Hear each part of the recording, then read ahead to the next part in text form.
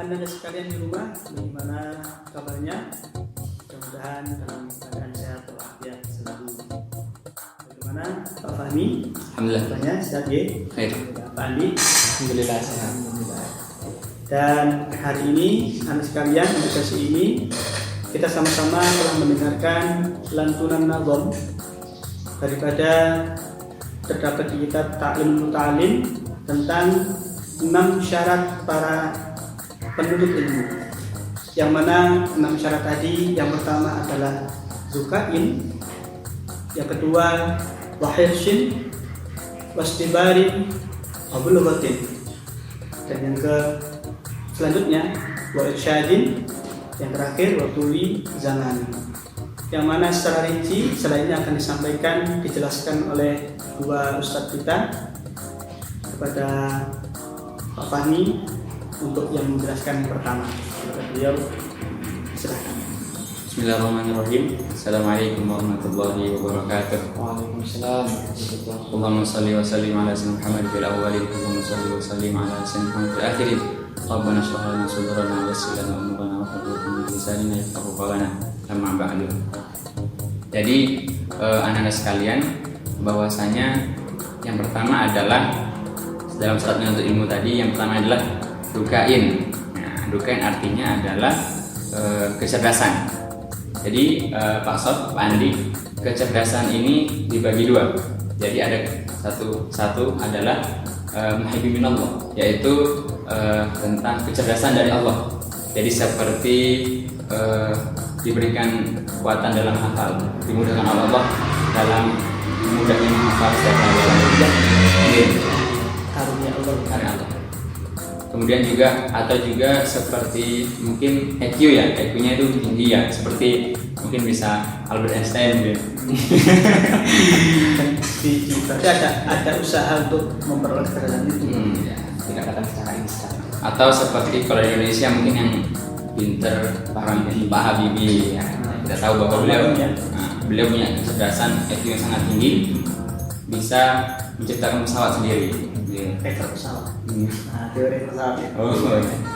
Bagaimana Pak ekornya? Ekornya itu Lalu yang kemudian adalah mukhtasar, yaitu kecerdasan dicari dengan kegiatan usaha kita. Jadi memang kalau kita diberikan tidak secerdas beliau-beliau itu, kita bisa memperoleh ilmu itu dengan cara sungguh-sungguh dalam belajar. Misalnya ketika seorang guru menjelaskan, kita tulis, kita ulangi lagi di rumah, kita merojaah lagi. Nah, seperti itu.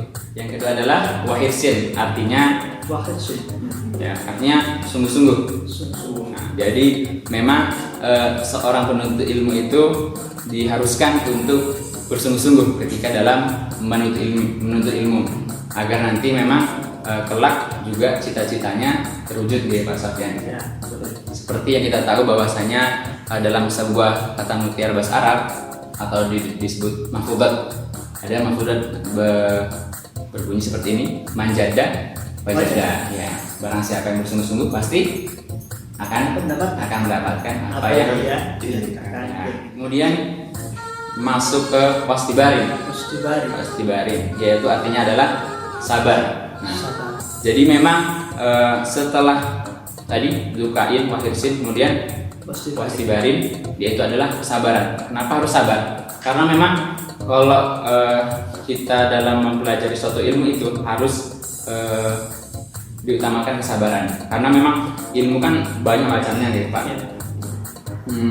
Kita dituntut untuk tadi istiqomah. Nah, istiqomah tadi kan termasuk dalam suatu kesabaran. Nah, memang karena misalnya matematika atau IPA, Anda semua mengalami kesulitan, itu butuh namanya kesabaran tadi. Ya. Sabar menghadapi materinya, sabar menghadapi jam-jamnya, dia akan sabar menghadapi soal yang sulit. Mungkin juga bisa sabar menghadapi gurunya. Yang kemudian Pak. Kemudian Fabul Gotin. Fabul Gotin ini bekal atau bisa juga biaya, ya biaya atau juga bekal. Memang dalam menuntut ilmu ini kita juga butuh namanya biaya atau bekal. Tidak mudah gratis guys. Ya, berarti tidak ada ilmu gratis sama sekali. Iya. Ilmu gratis tidak ada. Itu perlu biaya ya. Perlu biaya. Dapat ilmu sendiri. Jadi memang kalau dulu zaman dahulu bahwasanya para ulama-ulama zaman terdahulu itu saat belum ada transportasi seperti zaman sekarang, pesawat, mobil, dulu antara beliau ketika ingin mendapatkan suatu ilmu, mencari sanad, misalnya sebuah hadis itu sampai berhari-hari berjalan melewati padang pasir kan di Timur Tengah itu ya. Itu adalah suatu bekal untuk sampai kepada untuk sampai ke tujuan. Bahkan anak sekalian untuk mengakses sebuah YouTube itu kita perlu bekal biaya untuk beli paketan. Dan harus ada HP-nya. Kalau ada paket dengan HP-nya kan tidak bisa. Jadi tetap ada bekal ya. Baik. Sama dengan sekarang ya masa Covid ini kan. Ada pembelajaran online daring ini. Itu kan harus juga tadi kata Pak Sofian. Ya.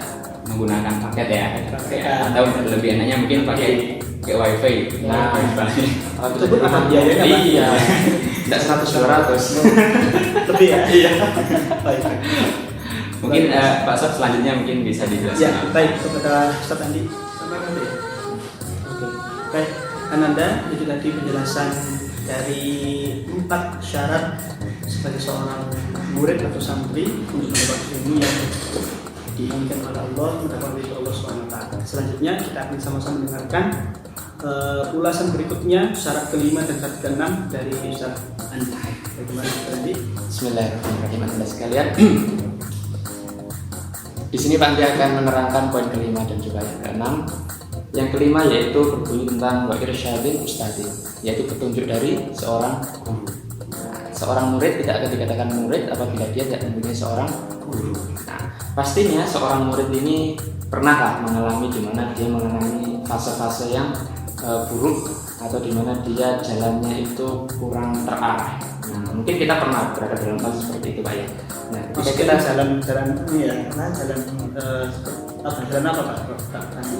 Mungkin ketika kita menuntut ilmu, tentunya pasti kita pernah merasa bosan atau pernah merasa suntuk dalam menuntut ilmu, atau kita bahkan pernah terjerumus dalam dosa-dosa. Nah, padahal kita seorang pelajar yang mana? Iya. Nah, ketika kita dalam masa-masa seperti itu, tentunya kita butuh diingatkan. Nah, butuh diingatkan oleh siapa? Tentunya oleh seorang guru. Di sini pentingnya seorang guru, yaitu sebagai petunjuk kita ketika kita berada pada masa-masa yang sulit atau di masa-masa yang suram. Nah, guru-guru kita, ulama-ulama kita juga pastinya beliau mempunyai guru-guru yang luar biasa. Nah, kita ambil contoh yang dari Malang sendiri, yaitu Abu Nur Hasanuddin yang biasa ngisi bintang itu ya. Iya, luar biasa sekali. Nah, Masuk pondok.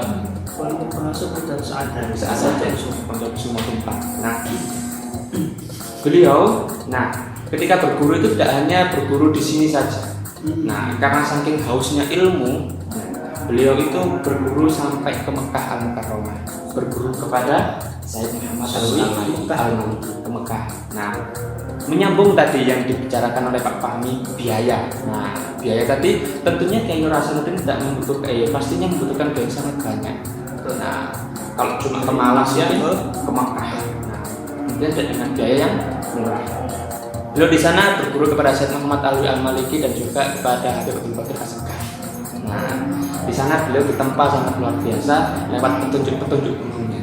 Nah, salah satunya yaitu Habib Abdul Qadir As-Segaf, yang mana beliau memberikan suatu amalan kepada Abu Nur Hasanuddin ini, sebuah amalan yaitu Rotibul Haddad, yang mana kita pastinya sudah tidak asing dengan bacaan-bacaan tersebut. Nah, alhamdulillah Pak Andi, di sekolah kita itu ada rutinan istiqomah membaca Rotibul Haddad setiap hari ya. Iya, alhamdulillah. Baik guru itu maupun gurunya. Nah, mungkin tentunya Pak Fahmi atau Pak Sofian dulunya ketika masa muda pasti pernah lah ya. Jadi zaman Insya Allah masih muda ya. Pastinya kita pernah lah ya berada pada masa-masa di mana kita ini sebagai murid nakal atau sulit dibilangi. Nah, kalau kita belajar dari pengalaman kita pasti pernah berada pada masa itu. Dan ketika kita sudah berada pada masa sekarang sebagai guru, pasti kita juga menemukan murid-murid yang mana itu mencerminkan diri kita di masa lalu. Bahkan lebih gitu. Ada juga yang seperti itu ya. Nah, ketika ada murid yang seperti itu atau kita di masa lalu, pasti ketika kita salah atau apa gitu, ketika kita tidak siap oleh guru, pasti kita merasa jengkel atau apa gitu. Padahal itu adalah untuk kebaikan kita sendiri. Tanpa disadari kan ya. Iya. Tanpa disadari itu untuk kebaikan. Maka dari itu, ketika kita mendapatkan petunjuk dari guru atau arahan dari guru, pastinya kita harus mengikuti. Jangan kita sampai merasa jengkel atau marah kepada guru tersebut, karena guru tersebut adalah intinya ingin menunjukkan ke jalan yang benar dan juga mengarahkan kita ke kebaikan. Ya. Nah, ngomong-ngomong tentang perjalanan jauh, Pak Andi, Ya. kita ini juga sebelah kanan saya ini Pak Fahmi ini sudah jauh. Iya, sangat luar biasa sekali ya. Kemudian menuju ke Malang, Iya. dan sebelum berguru ke Satu Mansur itu. Ya, di daerah Jakarta. Jadi di pondok di Darul yang diurus oleh Gus. Jadi semua guru-guru yang ada di sini, termasuk semua guru insya Allah punya pertalian guru yang jaraknya tidak dekat, tapi jauh. Ya, guru selanjutnya. Nah, dan yang terakhir Ananda, waktu ini zamanin masa yang panjang. Pastinya kita dalam belajar pada masa-masa seperti ini, Ananda pasti juga akan merasakan ya gimana rasanya belajar dari masa TK, SD hingga sekarang SMP. Itu tidak membutuhkan waktu 1 tahun, 2 tahun, 3 tahun. Ananda juga merasakan dari TK itu udah berapa tahun? 2 tahun. SD juga 3 tahun. 6 tahun. 6 tahun. SMP 3 tahun. SMA. Nanti kalau kuliah S1 Kuliah 4 tahun minimal ya. Nah, minimal. Bahkan sampai ada yang 5 tahun, ada yang 6 tahun juga. Pak kami di sini 4 tahun atau Saya kuliah alhamdulillah 4 tahun. 4 tahun kan? Pas Sofian 4 tahun. Andi? Alhamdulillah Pak Andi juga 4 tahun. Normal semuanya. Nah, normal ketika kita dalam fase-fase pendidikan, fase-fase menimba ilmu ini, kita itu bisa berjalan dengan normal. Mungkin hanya berkisar sekitar 2, 6, 8 tahun, 11 tahun, ditambah 4, 15 tahun. 15 tahun ya. Coba Anda bayangkan, 15 tahun kita hanya untuk belajar. Yang tentunya belajar itu adalah untuk bekal kita di masa depan. Nah, ketika ada yang statement seperti ini Pak, ketika saya menonton YouTube, untuk apa kita sekolah? Ya, padahal di sekolah itu kita seperti dibodohi. Guru satu, megang satu mapel, sedangkan murid itu harus dituntut ya memahami semua pelajaran yang ada di sekolah. Nah, itu menurut Pak Sofyan dan juga Pak Fahmi itu gimana? Iya. Nah, satu guru kan mengajar satu mapel ya. Nah, sedangkan murid itu ditempa di sekolah itu dengan berbagai macam pelajaran yang jumlahnya tentunya tidak hanya sedikit. Nah, guru itu pastinya menuntut siswa harus paham semua pelajaran. Sedangkan siswa itu kadang juga merasa bosan atau apa, lelah. Nah, itu gimana? Ketika Pak Sofyan menemui orang yang berkata seperti itu bahwa sekolah itu tidak memberikan dampak yang bagus kepada seorang murid. Menurut saya kalimat itu salah. Bukan menurut, jelas salah. Karena bagaimanapun yang terpenting dari sebuah pendidikan adalah proses pendidikan. Bagaimana kita dididik oleh guru yang berbeda, ilmu yang diberikan juga berbeda. Bahkan nanti pun ketika kita melaksanakan ujian akhir yang diujikan hanya 3. Terus yang lain kemana gitu? Iya.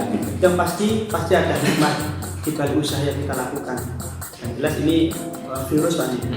Ketika ada yang mengatakan Jangan seperti itu. sekolah itu Tidak penting. tidak apa? Tidak penting. Tidak penting. Kemudian guru itu kita baca berarti salah, salah.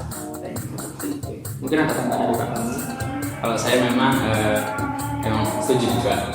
Memang mungkin kenapa memang harus di dalam sekolah ya, seorang murid ke sekolah karena memang ada nilai interaksi sosial di dalam sekolah itu. Jadi tidak moro-moro ketika kita hanya belajar di rumah, misalnya lihat YouTube, mungkin bisa. Tapi ketika kita di sekolah, seperti kata Pak Nadiem ya, Nadiem Makarim, bahwasanya seorang anak itu akan mempelajari interaksi sosial ketika berada di sekolah. Bagaimana cara menjaga barangnya sendiri, cara membedakan antara barangnya dia dan barang temannya sendiri. Itu tidak bisa didapat ketika hanya belajar sendiri di rumah. Secara nggak langsung memang di sekolah itu berproses untuk menjadikan kita, termasuk kita ini mantan Iya. murid ya, Iya. bukan mantan. Sekarang masih murid. Maaf ya, sekarang masih murid. Masih murid. Jadi kita kata mantan. Sekolah itu untuk menempa menjadi pribadi yang unggul, mandiri dan matang. Pak Adi. Jadi Pak Sof ingin menambahkan ya mengenai waktu di zaman tadi, kita tahu sebuah pepatah Utlubul ilma minal mahdi Iyalah. ilalah. Jadi memang menurut ilmu itu dari buaya sampai yang lahat, sesuai dengan mungkin baiknya kata ini waktu di zaman. Waktu di zaman. Itu waktu Artinya yang ya, waktu yang jadi tidak dibatasi Iya. sampai lulus SMP, SMA, Nah, kuliah, betul. bahkan Jadi- sampai iyalah atau Iya. sampai meninggal. Ya, ketika kita udah dalam posisi seorang guru ini, kita juga masih harus juga belajar menuntut ilmu. Ya, Mbak Sofyan sekarang sudah punya anak satu, berarti wajib ya untuk menuntut ilmu. Dan alhamdulillah saya bangga menjadi santri, saya bangga menjadi seorang guru. Jadi anda sekalian jangan cukup puas dengan hanya mendapatkan ilmu di sekolah. Nah, tapi anda juga harus mencari ilmu-ilmu di lain, di majelis taklim lain, atau ketika ada pengajian di masjid silahkan datang. Di anda ruang lingkup untuk mencari ilmu itu luas. Nah, kapan saja di mana saja anda bisa mencari ilmu. Oke, itu saja. Baik. Baik, anak-anak sekalian, demikian sekilas tentang penjelasan daripada 6 syarat bagi para penuntut ilmu, para murid, para santri yang diambil dari kitab Ta'lim Muta'alim. Mudah-mudahan penjelasan dari Ustaz Fahmi, Ustaz Andi bisa bermanfaat dan menjadi bekal kita memutih untuk melaksanakan di bulan Ramadan ini sebagai bentuk dari rangkaian ibadah kita. Terakhir, mudah-mudahan kita semuanya, Pak Fahmi, Pak Andi sebagai murid dan juga sebagai guru, kita mendapatkan naungan taufik, naungan ridho Allah Subhanahu wa taala, dan kita mendapatkan ilmu sehingga barokah dunia akhirat. Amin. Anak sekalian, sekian dari kami, Pak Sofyan, Pak Fahmi, Pak Andi. Pada terakhirnya, kami mohon maaf sebesar-besarnya dan tetap semangat, tetap berbuat baik, istiqomahkan kebaikan. Akhirnya, Assalamualaikum Warahmatullahi wabarakatuh. Waalaikumsalam.